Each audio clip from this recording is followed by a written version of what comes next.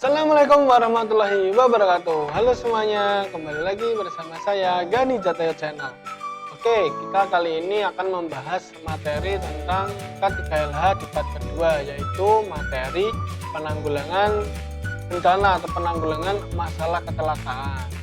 Jadi teman-teman, kemarin kita sudah membahas materi terkait dengan tujuan, manfaat, dan pretest ya. Tujuan, manfaat, dan pretest. Untuk kali ini kita akan membahas kelanjutan dari materi K3LH itu. Materinya seperti apa? Silahkan disimak. Dan tentunya nanti akan kita bahas materi terkait dengan K3LH dan materi-materi yang kelanjutan dari K3LH. Untuk teman-teman di sini silahkan kalian simak dengan baik materi yang saya berikan ini, agar materi yang bisa disampaikan melalui konten ini bisa bermanfaat buat kalian semuanya. Mari simak dan mari saksikan video dari saya.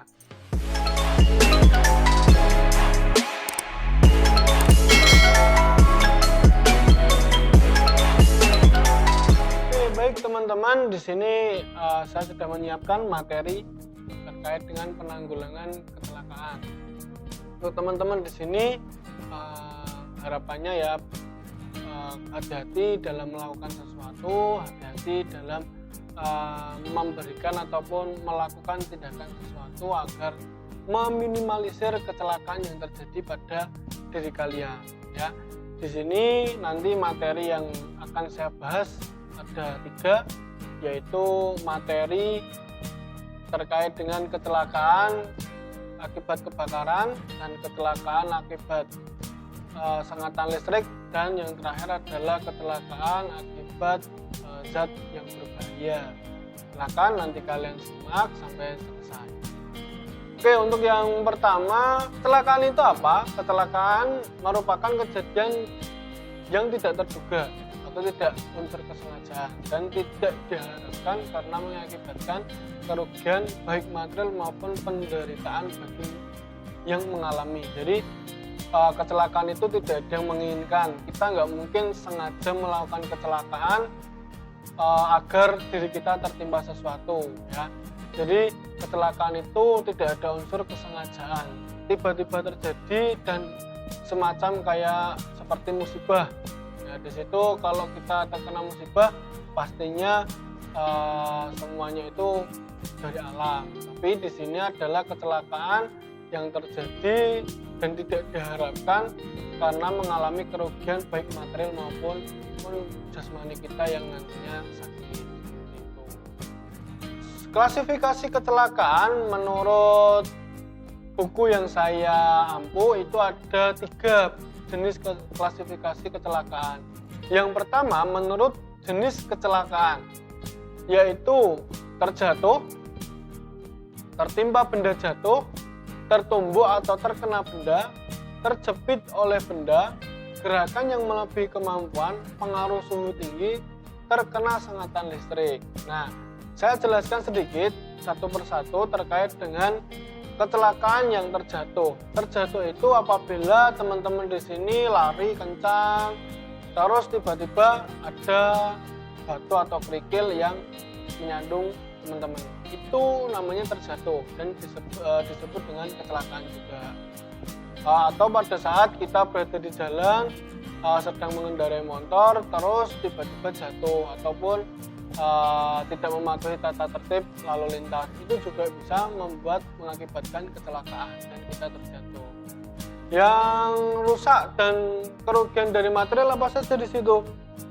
Nah, itu kan banyak. Teman-teman bisa lihat kalau terjadi kecelakaan apa saja yang menjadi kerugian dari material itu. Terus yang kedua adalah tertimpa benda jatuh. Tertimpa benda jatuh di sini adalah teman-teman ketika melakukan praktikum, ketika melakukan pekerjaan yang membutuhkan angkut barang ataupun membawa barang, kalau kita tidak hati-hati pasti di situ akan mengakibatkan kecelakaan, ya kan? Maka dari itu teman-teman ketika membawa barang itu harus lebih hati-hati karena harus sesuai prosedur keamanan pada saat bekerja. Jadi jangan ceroboh ketika kita membawa barang dan lain sebagainya. Apabila kita memang tidak kuat dalam tenaga, ya jangan dipaksakan untuk membawa barang yang terlalu berat. Terus yang ketiga adalah tertumbuk atau terkena benda. Nah ini sama ya. Jadi kelanjutan ketika kita jatuh tidak kuat, kita bisa mengakibatkan tertumbuk atau tertimbun dari barang-barang yang kita bawa itu tadi. Terus terjepit oleh benda. Kalau terjepit oleh benda, teman-teman di sini ketika melakukan praktikum, ketika melakukan pengelasan, kalau di praktek yang lain, ya intinya melakukan praktikum saat kalian tidak hati-hati. Jadi kalau kalian tidak hati-hati, itu bisa mengakibatkan terjepitnya pada saat kalian praktikum. Terus gerakan yang melebihi batas. Kalau gerakan yang melebihi batas, seringnya itu adalah kegiatan yang dirasa kita belum pernah pemanasan atau semacam. Di sini mungkin materi tentang pembelajaran ataupun materi olahraga ya. Materi olahraga ketika kita sering bergerak banyak ya, pasti nanti akan mengakibatkan kelebihan atau kemampuan dari gerakan itu. Yang namanya keseleo ataupun salah pergerakan tangan ataupun tangannya nanti berubah atau dislokasi ya. Kalau ada dislokasi semacam itu ya, namanya keseleo, dislokasi dan lain sebagainya. Terus pengaruh suhu tinggi. Kalau pengaruh suhu tinggi di sini adalah ketika teman-teman di sini melakukan aktivitas di luar ruangan dan di situ harus berdiri karena adanya terik matahari yang panas, akan mengakibatkan kelelahan. Nah, kurang minum seperti itu, terus terjadi pingsan. Itu juga yang namanya kecelakaan. Ya. Jadi teman-teman bisa membedakan nantinya jenis klasifikasi kecelakaan menurut jenisnya, ya, menurut jenis dari kecelakaan itu sendiri. Lanjut, sebetulnya kalau yang kecelakaan seperti ini tuh banyak sekali teman-teman. Namanya yang kecelakaan itu banyak sekali. Belum kecelakaan yang berada di lingkungan jalan ya. Kalau teman-teman di perjalanan dan lain sebagainya itu, teman-teman pasti juga mengalami kecelakaan. Tuh, lanjut di sini klasifikasi menurut sumber atau penyebab.